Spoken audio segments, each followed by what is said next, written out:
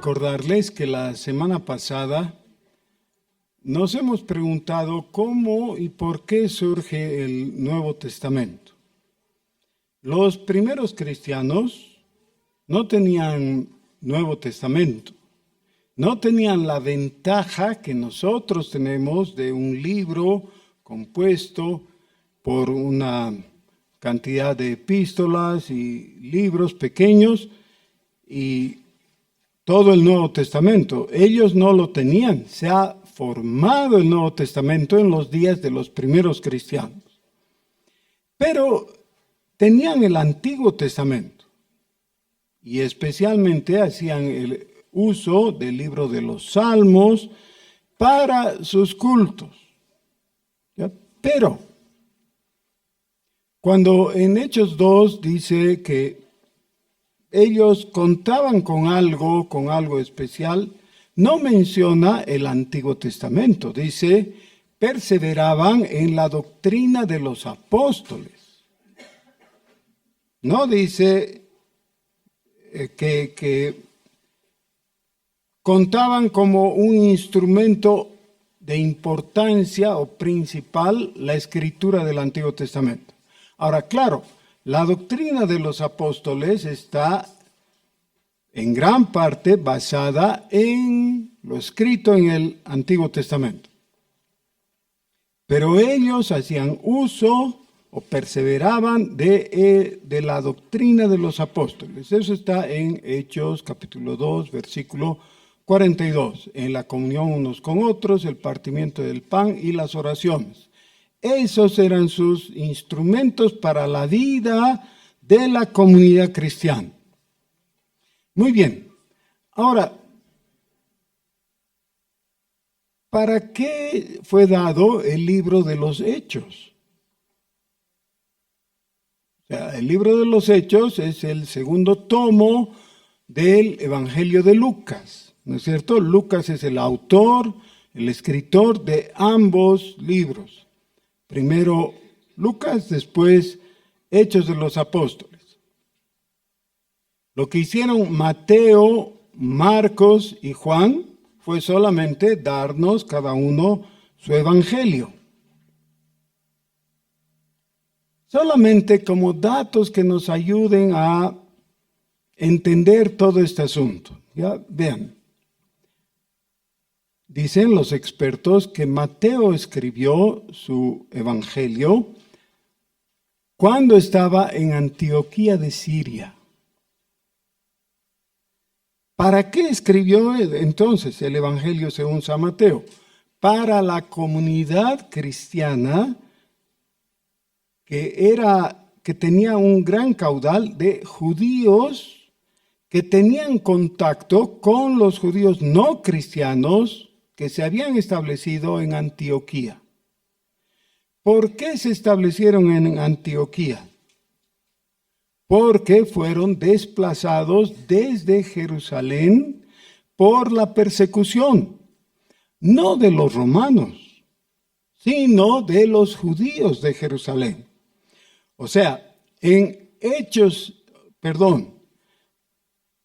7 tenemos la historia de Esteban. ¿Se acuerdan un poquito? Digan que sí, por favor.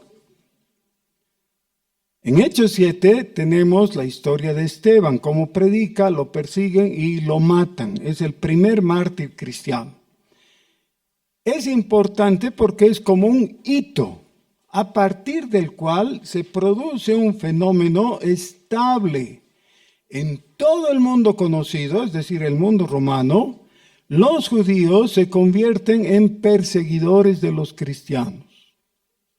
Porque los judíos tenían colonias bien establecidas, fuertes, en casi cada ciudad del Oriente Medio y del territorio del Imperio Romano.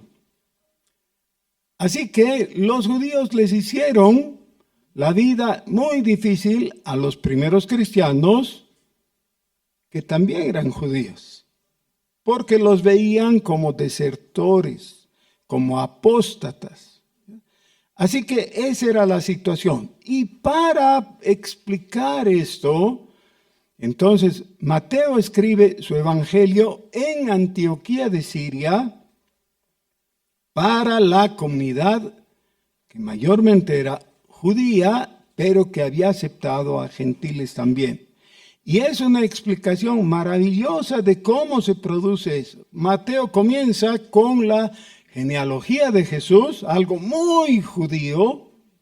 O sea, ¿qué más judío podría ser que una genealogía? ¿No? Eso es judío por excelencia. Comienza con la genealogía de Jesús, pero concluye con las palabras de Jesús enviando a sus discípulos, ¿a quién? A todas las naciones, es decir, los gentiles, los no judíos. Miren qué transición. Y ya podemos entender entonces por qué Mateo escribió lo que escribió. En el punto medular de todo eso tenemos los capítulos 20 al 25 de Mateo, que comienza con el rechazo de los judíos a Jesús, el choque que hay entre el Señor Jesús y los líderes del judaísmo en sus diferentes facciones, y el rechazo que hacen los judíos de Jesús. Todo eso está en esos capítulos, ¿ya? Desde el 20 hasta el 25. La parte principal de la explicación está en el capítulo 23, donde hay los ayes o maldiciones que Jesús lanza sobre los judíos ortodoxos, diciéndoles: ¡ay de vosotros, escribas y fariseos hipócritas! Porque, y muestra por qué el judaísmo era inconsistente. Y llega al capítulo 24 con todos los anuncios de la destrucción de Jerusalén. ¿Ya? Cuando leemos algo de eso aisladamente, no entendemos el todo y no entendemos el por qué nos cuenta eso. Ok, muy bien. No voy a entrar en Marcos porque Marcos tiene un enfoque diferente, es muy interesante, es mucho más directo, pero nos interesa Lucas especialmente porque en Lucas tenemos más o menos lo mismo que en Mateo, con una óptica un poquito diferente, pero con la ventaja de que todo Lucas es una introducción al libro de los Hechos. Y en Hechos se nota de una manera histórica, detallada y completa, cómo el judaísmo deja de tener sentido y valor y concluye históricamente para dar paso a la iglesia de Jesucristo. Ahora, ¿por qué estoy queriendo hablar de este tema? No es extraño que todos ustedes reciben esas notitas, esos videitos en su celular de amigos que tenemos y te dicen: ¿estás orando por Israel? Israel está en guerra con Irán, ¿no? Y los iraníes se han propuesto destruir Israel y echar al mar Mediterráneo a los israelitas o a los israelíes, ¿no? de ahora. Y entonces tú dices: ¿y por qué tengo que orar por Israel? Porque ese es el pueblo de Dios. Te dicen, ¿no? Ese es el pueblo de Dios. Y nosotros, siendo de Dios, tenemos que estar a favor de su pueblo. Sí, pero eso puede pasar el filtro de la enseñanza de los evangelios y del Nuevo Testamento en general, pero especialmente del libro de los Hechos. ¿Podemos? Y yo sé que algunos lo ven como una complicación muy grande. No, bueno, ya mejor es una fórmula sencilla.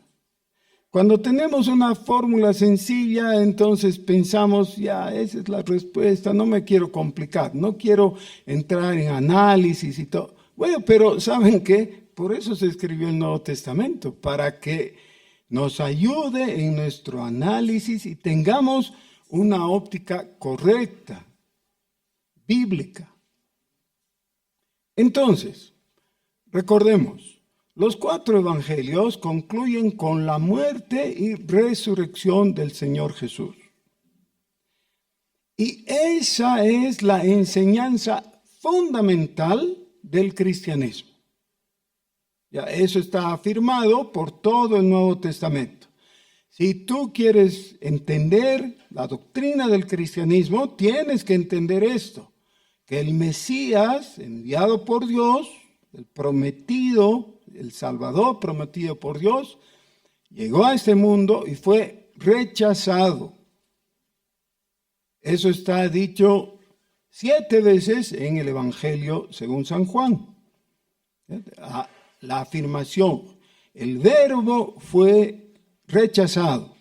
A veces explícitamente, pero otras veces implícita, pero claramente. Que el verbo haya sido rechazado no es un asunto de poca importancia, porque la salvación tiene que ver directamente con el hecho de que recibamos a Jesucristo, ¿o no? A ver, y como veo sus caras de incrédulos, un momentito, escuchemos.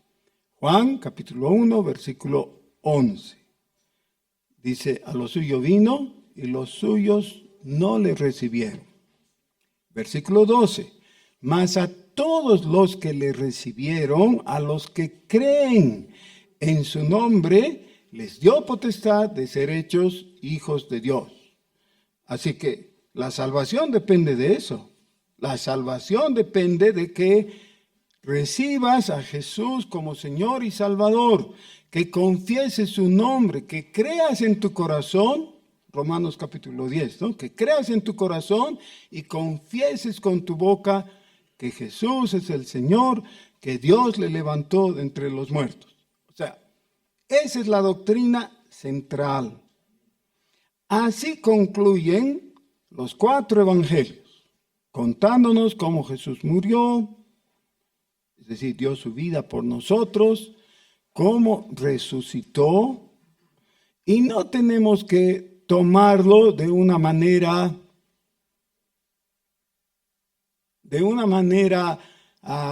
mística que está flotando en las nubes y te dicen, ¿y tú crees que Jesús resucitó? Bueno, eso dice, ¿no? No, eso tienes que creer. O lo crees o no lo crees. Y si no lo crees, no puedes decir que tienes salvación, porque no la tienes. Porque eso es lo que necesitas creer, que Jesús resucitó de entre los muertos y que está sentado en el trono de Dios. Sin esa fe no hay salvación. Ok, muy bien. Ahora, ¿cómo fue esa transición y qué ocurrió a continuación?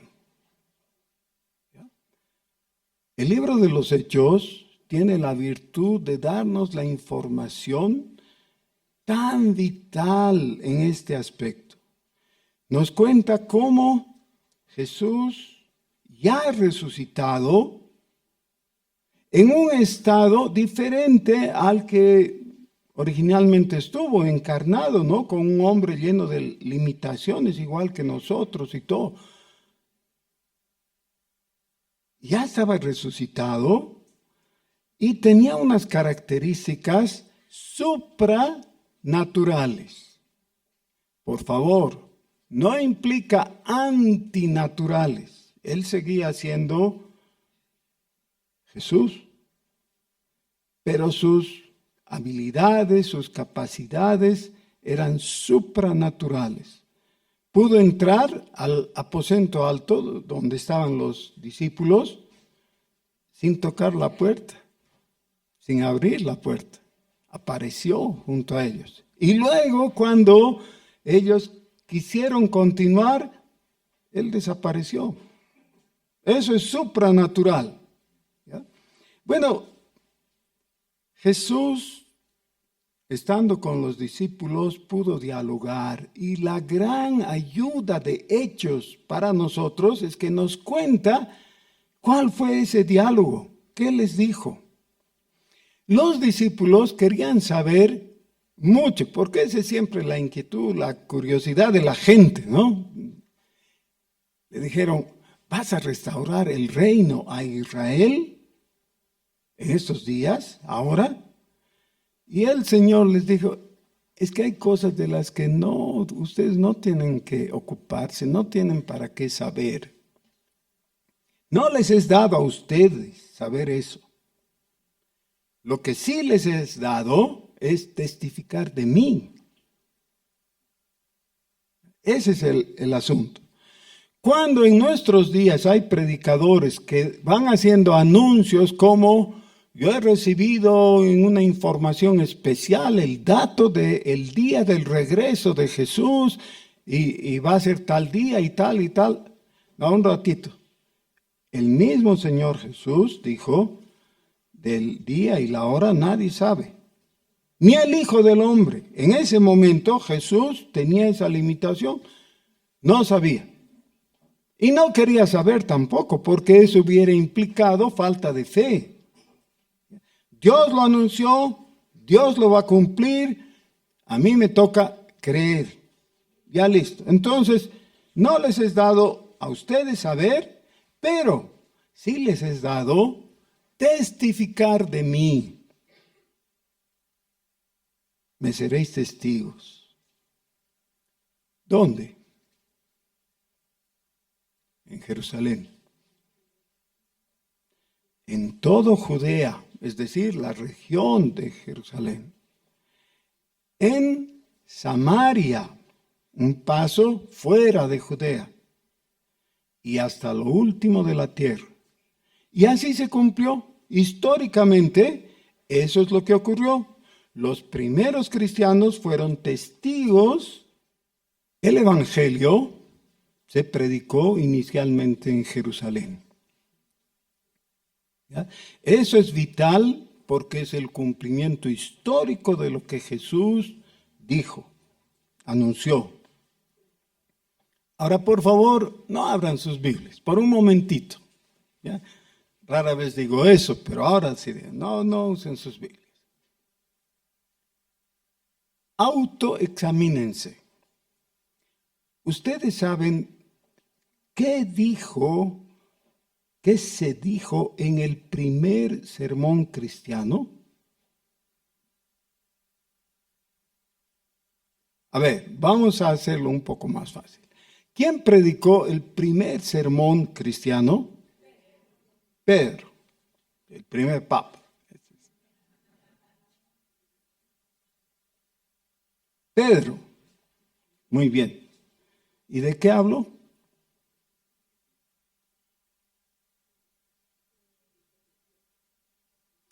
Pedro improvisó un sermón.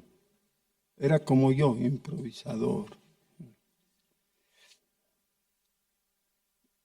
No estudió homilética. Estudié hermenéutica con Jesús. La homilética la aprendió después. Pero, ¿de qué habla? Primeramente, explica el asunto fenomenológico. ¿Qué estaba pasando? ¿Qué fenómeno había en ese momento ahí que concitó la atención de la gente? Ya la gente de Jerusalén se reunió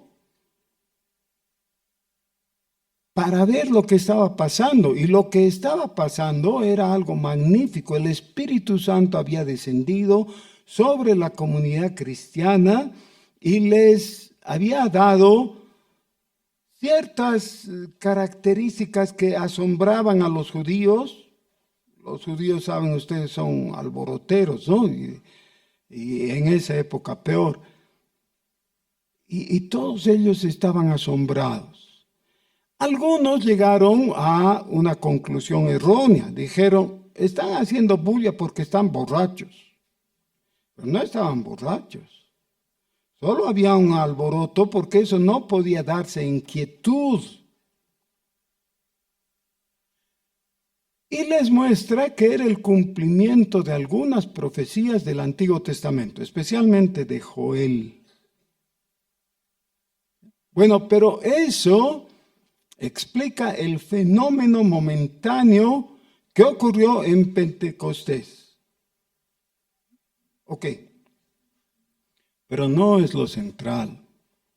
Ahora, por favor, veamos, capítulo 2, versículo 14. Entonces Pedro, poniéndose en pie con los 11, alzó la voz y les habló diciendo, varones judíos y todos los que habitáis en Jerusalén, esto os sea notorio, oíd mis palabras. Esto es importante. ¿Quién habla otra vez? Pedro. ¿A quién se dirige? A los judíos. ¿Habían gentiles ahí? No habían. No habían. Era una fiesta judía, de judíos en una ciudad judía. ¿Saben qué? A no ser para las tropas romanas estacionadas ahí, para los gentiles era hasta peligroso andar en Jerusalén. Porque si alguien, digamos, un turista de nuestros días hubiera dicho, qué lindo, miren, aquí está el templo, vamos a conocer, como turista, ¿no? Vamos a sacarle fotitos, podía morir. Porque a los gentiles les estaba prohibido entrar en el templo. ¿Ya? Ni siquiera en los patios, ni en los atrios, nada. No podía. Este era un asunto de judíos entre judíos. Habla un judío a los judíos. Eso es todo. Sí, pero no eran judíos cualquiera, eran judíos de la generación, es decir, de la época, de los días de Jesús. Eran justo los judíos de la ciudad que había rechazado a Jesús y había crucificado. Y por eso, después de explicar el fenómeno de Pentecostés, en el versículo 22, Pedro, utilizando toda la escritura anterior, dice, varones israelitas, oíd estas palabras. Oíd estas palabras. Y ahí le hubiera pedido a Isa que pase al tambor ahí y toque, ¿no? El redoble. ¿Cómo suena el redoble?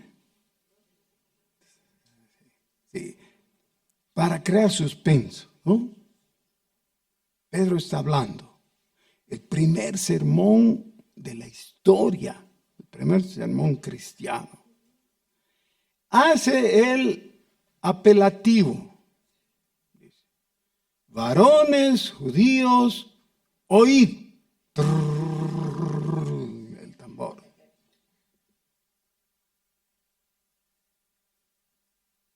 Jesús Nazareno. Eso es.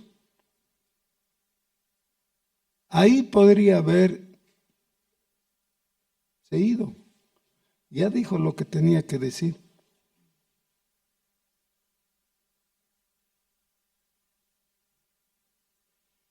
Me encontré con un amigo después de 50 años en nuestra fiesta de bodas de oro del colegio. Y le dije, quiero hablar contigo un ratito en privado, vamos al patio, ¿no?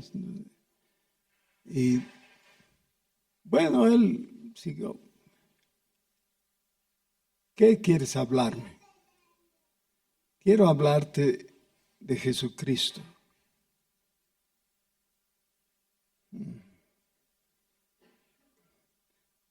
¿sabes qué? No tengo interés. Y se fue.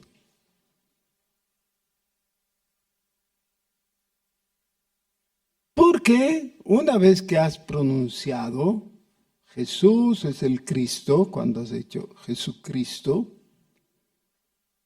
el mensaje ya ha sido dado. Claro, falta desarrollarlo, ¿no? Pero ese es el tema, de esto quiero hablarte. Y él ya sabía. Y por eso no quiso escuchar. Oro a Dios que me dé la oportunidad un día de que podamos volver a reunirnos y Él tenga la paciencia de escuchar y que Dios le abra el corazón, ¿no? Primero. Bueno, pero eso es, Pedro está haciendo eso. Varones israelitas, oigan, Jesús Nazareno. ¿Por qué enfatiza que es nazareno? Porque está hablando de un ser histórico, real. No es alguien, no es un valor filosófico.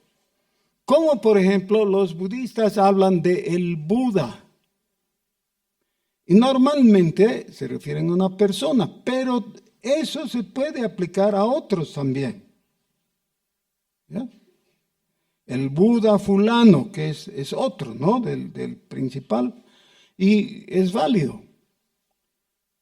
No, con Jesús no es esto. Ahora, en nuestros días, esta aclaración es válida porque nuestros amigos tienen el Señor de la sentencia, o el Jesús del gran poder, ¿no?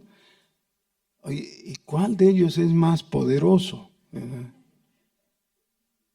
No, pues sí es el mismo.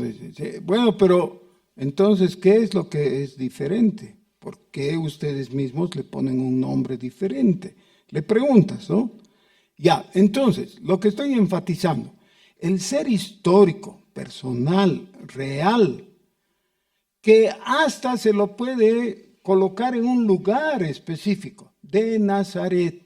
Jesús Nazareno. ¿Y cómo lo presenta? Dice, varón aprobado de Dios o por Dios entre vosotros con las maravillas. ¿Cómo es que Jesús fue aprobado por Dios con las maravillas? Ahora aparece el maestro Nicodemo. ¿Se acuerdan que hemos hablado de él no hace tanto tiempo? Y Nicodemo dice, yo les explico. Y lo explica. ¿Recuerdan? En Juan capítulo 3. Dice, hablando con Jesús, Maestro, sabemos que vienes de Dios, porque de otra manera no podrías hacer las cosas que haces, que has hecho. Esa es la aprobación a la que se está refiriendo Pedro aquí. ¿Ya? Jesús fue presentado o se presentó. Hay un momento, recuerdan, que Lucas capítulo 4 nos comenta. Entra el Señor Jesús a la sinagoga de Nazaret y dice, o le dan el libro de Isaías para que lea, y él escoge la parte que iba a leer. Y dice, el Espíritu del Señor está sobre mí, por cuanto me ha ungido el Todopoderoso. Y un poco más adelante les dice, hoy se ha cumplido esta profecía. En palabras ya teológicas, ¿qué significa lo que ha dicho Jesús? Yo soy el Cristo. Eso es. Porque eso significa, ¿no? El Espíritu del Señor está sobre mí. Dios aprobó eso, aprobó ese manifiesto hecho o presentado por Jesús. Claro. Porque los 4 evangelios nos cuentan que después de eso, de ese momento en que él hizo esa proclamación de su deidad y de su mesianidad, luego sanó enfermos, echó fuera demonios, hizo todas las maravillas que hizo, que son la aprobación del Padre sobre lo que él había dicho. Yo soy el Cristo. Ok, muy bien. Entonces dice, Jesús Nazareno, varón aprobado por Dios entre vosotros con las maravillas, prodigios y señales que Dios hizo entre vosotros por medio de él, como vosotros mismos sabéis. A este, entregado por el determinado consejo y anticipado conocimiento de Dios, prendisteis y matasteis por manos de inicuos, crucificándole. ¿Saben qué? Esto podría haber significado la muerte del propio Pedro. Porque ¿qué les está diciendo? Pedazos de asesinos, injustos. Ustedes han matado al que Dios ha aprobado. No hay una acusación tan grave que se le pueda hacer a alguien como esta. Ustedes han matado a quien Dios ha respaldado con los milagros, al cual Dios levantó, sueltos los dolores de la muerte, por cuanto era imposible que fuese retenido por ella. Me voy a saltar la cita del Salmo 16, que ustedes pueden leer si quieren más tarde. Versículo 29. Varones hermanos, y aquí cambia el tono. Varones hermanos, se os puede decir libremente del patriarca David que murió y fue sepultado, porque ellos pensaban que esta profecía del Salmo era aplicable a David. Pues a David no, porque David murió y fue enterrado y su sepulcro seguía hasta ellos. Entonces no era David. ¿A quién se refiere? Obviamente está diciendo es a Jesús. Pero siendo profeta, está hablando de David, ¿no? Siendo profeta y sabiendo que con juramento Dios le había jurado de su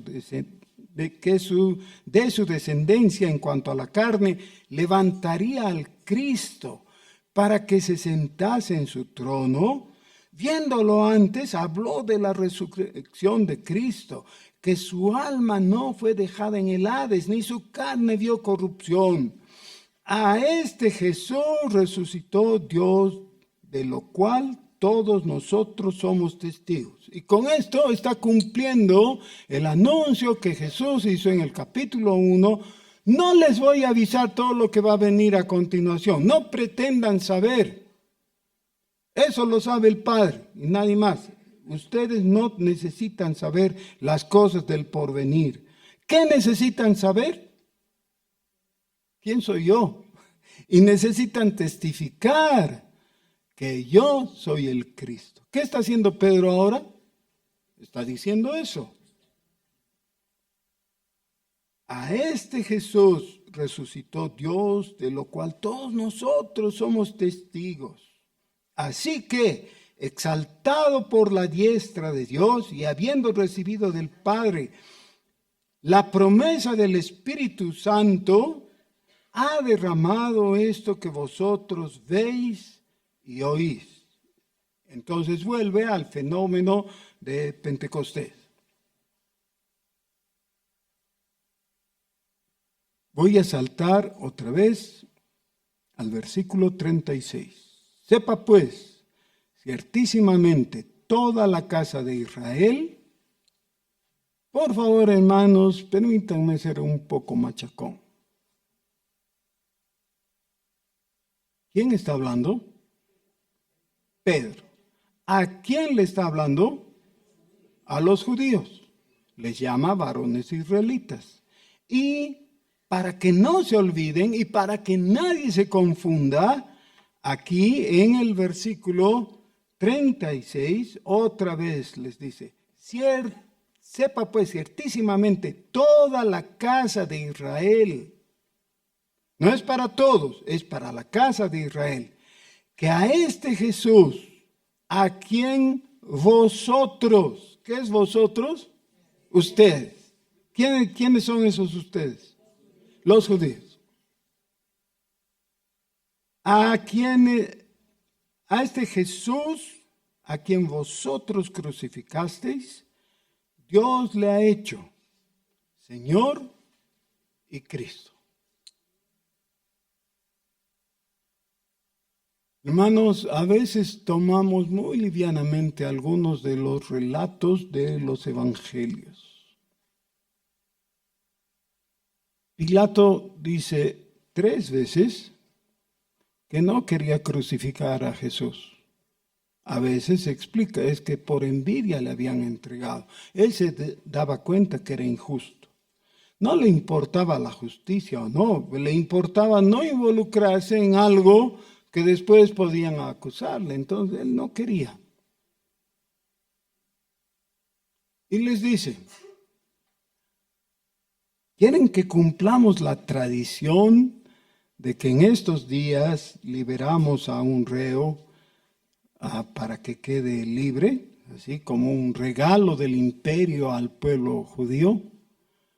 Y ellos dicen, sí, a Barrabás. ¿A Barrabás? Es enemigo público, es un asesino y ladrón, ¿cómo? A Barrabás. Entonces, ¿qué voy a hacer con vuestro rey? Les pregunta Pilatos a los judíos. Y ellos responden algo. No tenemos más rey que el César. ¿Saben qué era eso? En realidad, la apostasía.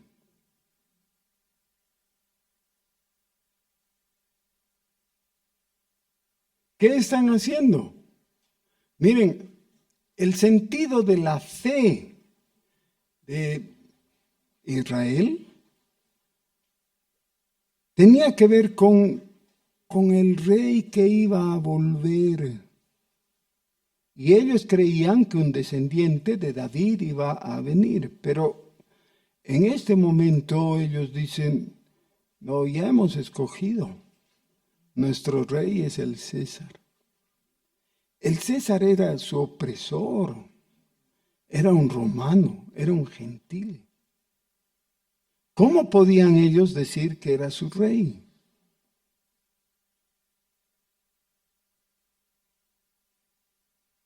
Era una traición. Ahora Pedro otra vez está jugándose el pellejo. Les está diciendo con toda claridad, no estoy viniendo a negociar, no estoy viniendo a pasarles la mano por el lomo para que quedemos de amiguitos. ¿Por qué no hacemos una alianza estratégica? No. Les dice, ustedes han matado al justo. Vean. Sepa pues ciertísimamente toda la casa de Israel que a este Jesús, a quien vosotros crucificasteis, Dios le ha hecho Señor. El imperio romano estaba fundado sobre una afirmación. No la república ya pasó. Lo que estaba en ese tiempo era el imperio. El imperio se fundaba y fluía y gobernaba sobre una afirmación. ¿Saben cuál era? El César es el Señor. El que gobierna Roma es el Señor del mundo. El César es el Señor. Ahora, debido a los eficientes diplomáticos judíos que hubo un poco antes, estos obtuvieron el permiso de no pronunciar esa frase, es decir, los judíos, porque iba en contra de su religión y podían escudarse en algunos eufemismos. Más tarde no quisieron escudarse y entonces hubo la guerra de los judíos y todo, ya, pero en el imperio todos los que no pronunciaban esta frase eran traidores y podían ser acusados de subversivos. Si alguien estaba siendo juzgado por traición al imperio, él podría decir, no, un momento, es una calumnia o es una equivocación. Yo soy fiel al César. Ah, ya, ok, entonces, a ver, di públicamente, el César es el Señor. Y él decía, ah, bueno, sí, está bien, ya. Para los cristianos, llegó el momento en que los gobernadores de los diferentes lugares les decían, no hay problema, solo di que el César es el Señor.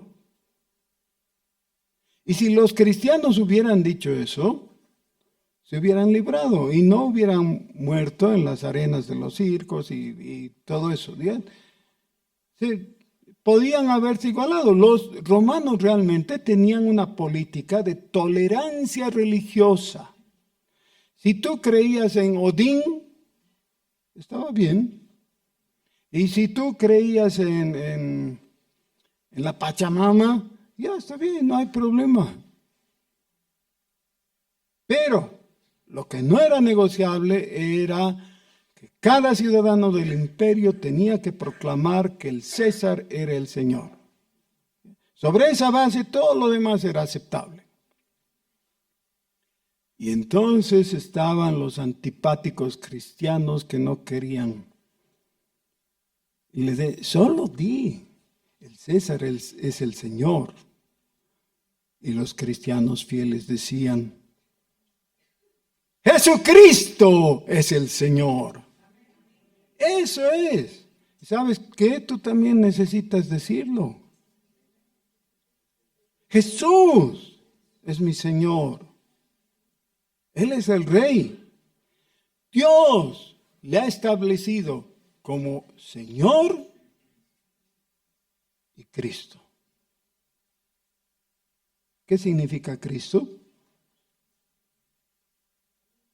El capacitado de Dios para cumplir su misión. ¿Y cuál es la misión de Dios? Para su Cristo, traernos salvación. Necesitamos siempre entender las palabras porque de otra manera se vuelven vacías, ¿no? Huecas. Miren la declaración que está haciendo Pedro delante de los que él sabe que son enemigos, que son los autores. Por eso le digo, vosotros crucificasteis a Jesús. Pero esta vez, en esta ocasión, dice, al oír esto se compungieron de corazón y dijeron a Pedro y a los otros apóstoles, varones hermanos, ¿qué haremos? O sea, no dicen, no, que nosotros no queríamos, que no tratan de poner excusas ni nada. Dicen, ya, lo que tú dices, así es. Pero ahora, ¿hay algo que se puede hacer?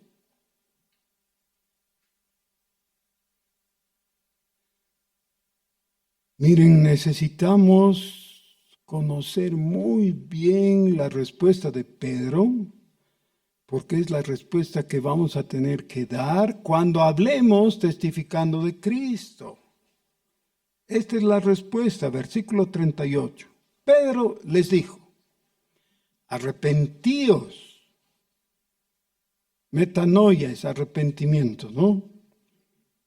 Y el verbo ya conjugado en español dice arrepentíos. Cambien de mente. Miren ustedes. ¿Ven? Este es un bolígrafo.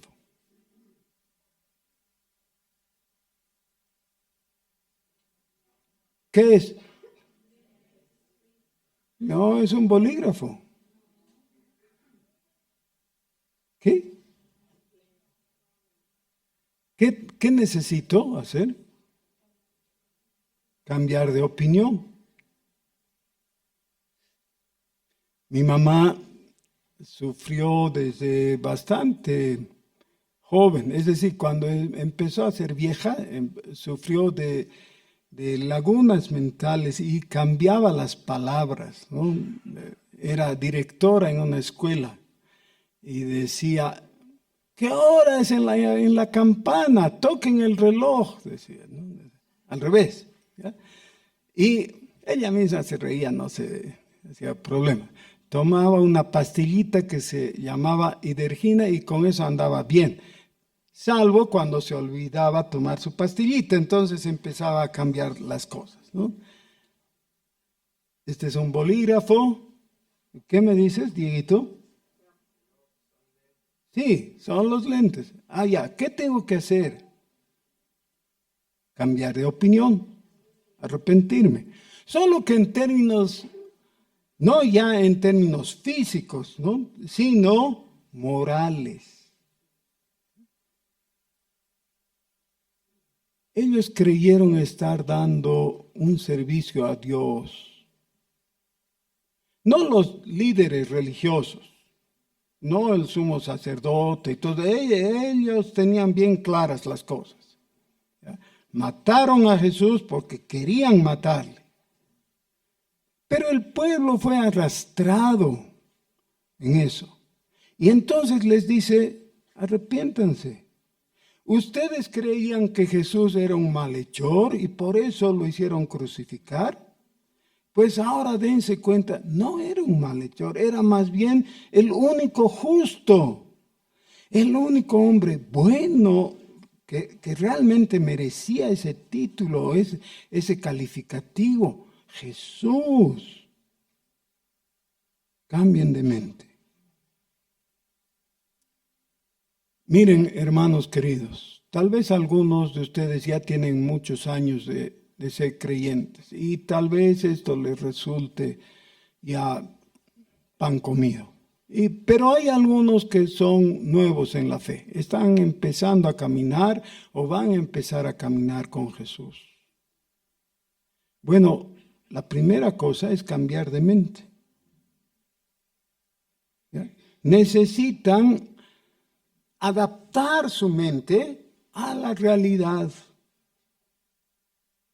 Un día te subes a un minibús. ¿Crees que es el minibús que te va a llevar a cerca de tu casa? Un poco más allá de donde te has subido, el minibús entra en una calle que dices, esta no es la ruta de mi minibús, ¿no? ¿Por dónde me está llevando? Y le preguntas al conductor, maestro, este minibús va a Alto Brajes, digamos Alto Brajes, ¿no? Y te dice, no, va a Villa Armonía. Entonces, ¿qué harás? Por favor, pare, voy a bajarme porque me equivoqué. ¿No es el número tal? No, no es el número tal, es tal otro número. ¿Qué necesitas? Arrepentirte. Cambiar de opinión. Pensabas que estabas en el minibús correcto, pero no estabas. Ahora que te has dado cuenta, necesitas decir, no puedo seguir en este porque voy a aparecer en Villa Armonía. Ya, necesito ir al otro minibús. No importa en qué minibús estabas. No estabas en el correcto. Y el único minibús correcto es Jesucristo. Él dijo eso. Yo soy el camino, la verdad y la vida. Nadie. ¿Quién? Nadie viene al Padre si no es por mí. Yo no puedo entender que alguien pretenda que no es suficientemente claro. Realmente sus ojos han sido cegados por el enemigo si no entiende eso. Jesús requiere de nosotros ser el único, que reconozcamos su unicidad. Es el único. Dios puede salvar de alguna forma. No, Dios ha establecido salvarnos por Jesucristo. No de alguna forma. No por diferentes caminos. Eso de que todos los caminos conducen al cielo es falso. Los romanos en esa época decían todos los caminos conducen a Roma. Sí, porque establecían una red de caminos para poder llegar a Roma, porque ellos creían que era el centro del mundo. Sí, si quieres ir a Roma, bueno, está bien, sigue nomás ese.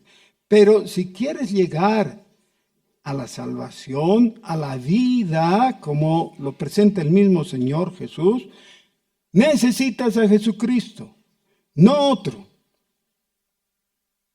Soy un intolerante.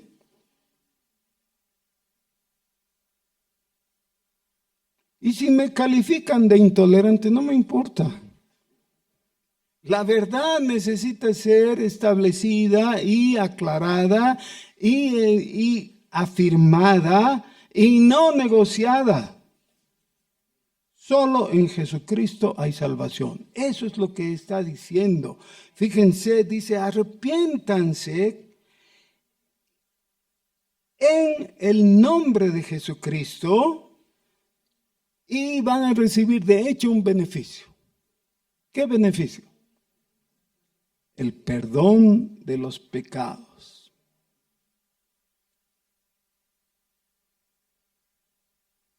No me miren tan serios. Sonrían. ¿Saben que si yo pienso en mis pecados, claro, me voy poniendo triste, como Caín, ¿no?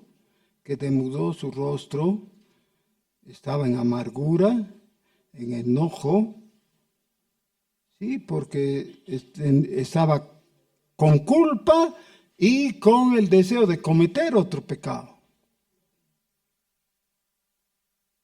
Pero ustedes no están así, ¿o sí? Porque lo que acabo de decir es maravilloso. Perdón de pecados. Un día un hombre paralítico fue llevado por sus amigos y metido en el lugar donde estaba Jesús. Tuvieron que destechar el lugar para poder meterlo en una operación comando interesante, ¿no? Lo llevaron delante de Jesús y Jesús vio y no le reprobó. No dijo que mal, cómo van a hacer tanto polvo y desorden y todo. No. En cuanto vio al paralítico que estaba ahí, le dijo, hijo, tus pecados te son perdonados. Tan alegre se puso que se puso a saltar en una pata. No es exacto, perdón, la inexactitud. No sé si era en una pata, pero que se puso a saltar, sí, estaba feliz. Tomó su lecho y salió, ya no necesitaba que lo carguen. ¿Por qué estaba tan feliz? Sus pecados fueron perdonados. Si tú no te alegras porque tus pecados son perdonados, es que no has entendido cuán graves eran. Si pienso en mis pecados y en toda la culpa que cargo, siento una tenaza que se cierra en mi garganta. Voy a morir y voy a ser lanzado al lago de fuego. sin duda. ¿Por qué? Por mis pecados.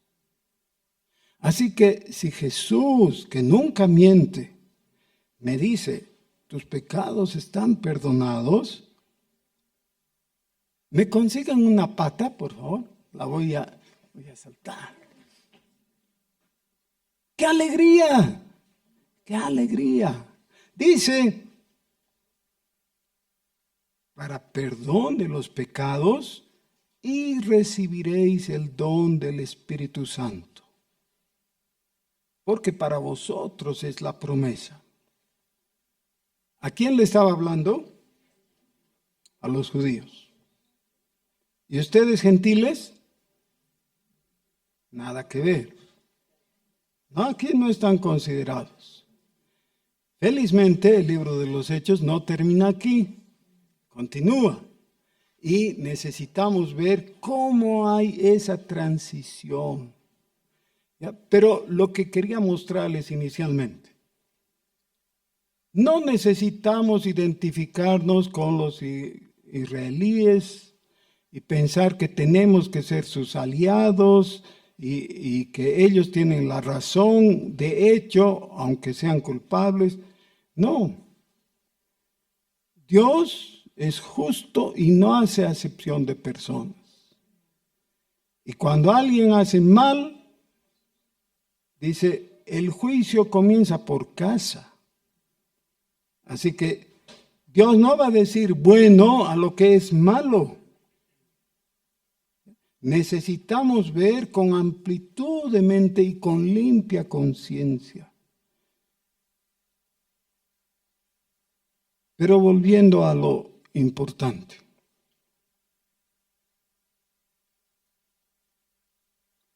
Necesitas a Jesucristo para salvación. De vez en cuando les pido que le toquen el hombro a la persona de al lado, ¿no? Y le digan, necesitas a Jesucristo. Pero ahora no le toquen el hombro a la persona de al lado. Tóquenle el hombro a la persona de adelante, ¿ya? Que está sentada adelante. Tóquenle, ¿no? Y dile, necesitas a Jesucristo.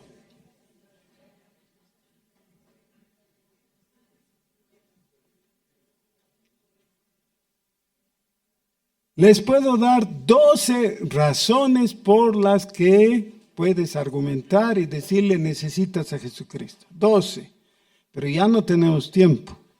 Así que una les voy a dar.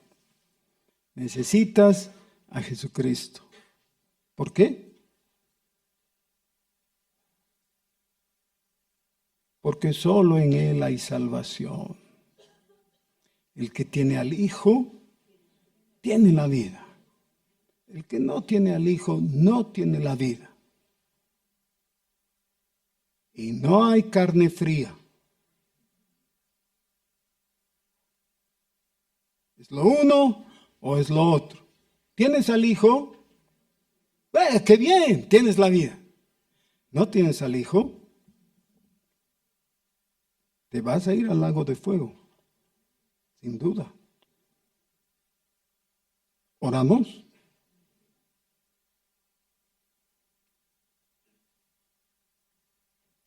Oh Señor, nosotros hemos escuchado estas palabras de Pedro.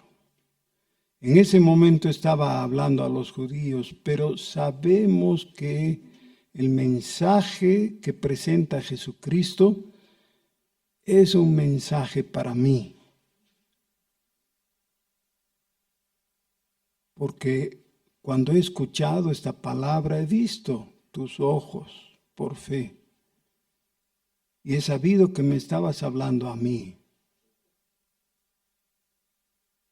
Puedo escuchar las palabras del otro apóstol, de Pablo, diciéndome, cree en el Señor Jesucristo y serás salvo, tú y tu casa.